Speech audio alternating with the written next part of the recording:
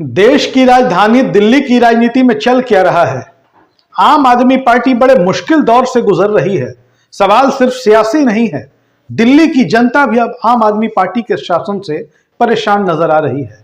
नमस्कार, Hind India news में आपका स्वागत है। बात करेंगे आज देश की राजधानी दिल्ली पर, दिल्ली की सियासत पर, दिल्ली की लोकल पॉलिटिक्स पर। क्या दिल्ली में बार बार आम आदमी पार्टी जीत रही है विधानसभा के चुनावों में? इस बार तो एमसीडी के चुनाव भी वो जीत गए। तो ऐसे में दिल्ली की स्थिति क्या बदली हुई दिखाई दे रही है?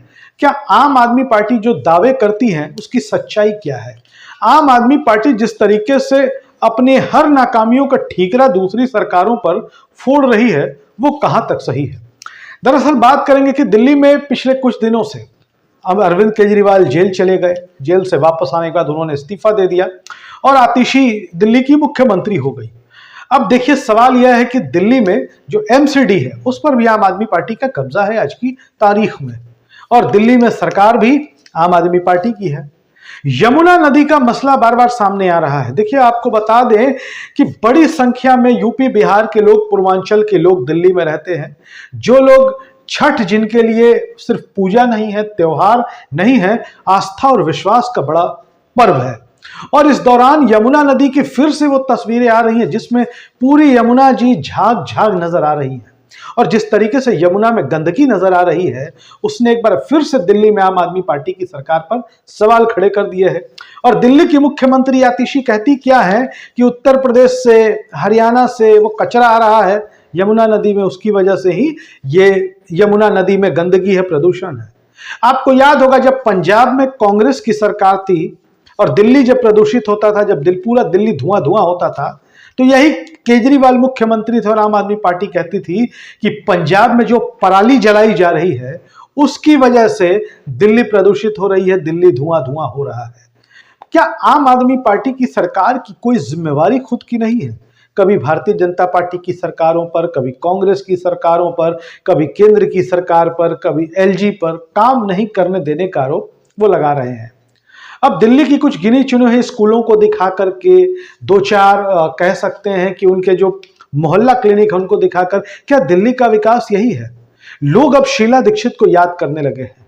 याद करिए उस दौर में जब दिल्ली में स्वर्गीय शीला दीक्षित आज इस दुनिया में नहीं है। वो जब दिल्ली की मुख्यमंत्री हुआ करती थी, दिल्ली को दिल्ली बनाया था उन्होंने, दिल्ली को खूब सजाया, चमकाया, संवारा। और उस दौर में अटल बिहारी वाजपेयी की सरकार हुआ करती थी, शीला दीक्षित की सरकार कांग्रेस की सरकार थी, और केंद्र में भी स्वर्गीय अटल बिहारी वाजपेयी जी की सरकार हुआ करती थी। कभी आरोप प्रत्यारोप सुनने में नहीं आया कि शीला दीक्षित ने अटल बिहारी वाजपेयी पर आरोप लगा दिया हो, या कभी सुनने में नहीं आया हो कि अटल बिहारी वाजपेयी शीला दीक्षित पर आरोप लगा रहे हो। विकास का मसला था, केंद्र की सरकार, दिल्ली की सरकार, भाजपा की सरकार, कांग्रेस की राज्य सरकार मिलकर काम करती थी। और दिल्ली ही नहीं, क्योंकि दिल्ली पूरे देश की राजधानी है, पूरा देश आज शीला दीक्षित को याद करता है। केजरीवाल का सिर्फ इसलिए विरोध नहीं किया जा सकता, या केजरीवाल का सिर्फ इसलिए समर्थन नहीं किया जा सकता कि वो इंडिया गठबंधन में शामिल है, वो भारतीय जनता पार्टी के विरोधी हैं। सैद्धांतिक राजनीति, वैचारिक राजनीति, विचारधारा अपनी जगह, लेकिन जनता को सुख सुविधा और सहूलियत अपनी जगह।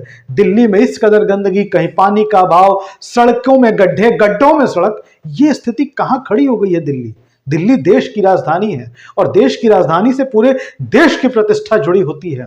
और दिल्ली के लोग, हमें उम्मीद है, इस बार विचार जरूर कर रहे होंगे कि काम करने वालों को वोट देना चाहिए या इस तरीके से बहानेबाजी करने वाली सरकारों को बार बार जिताना चाहिए।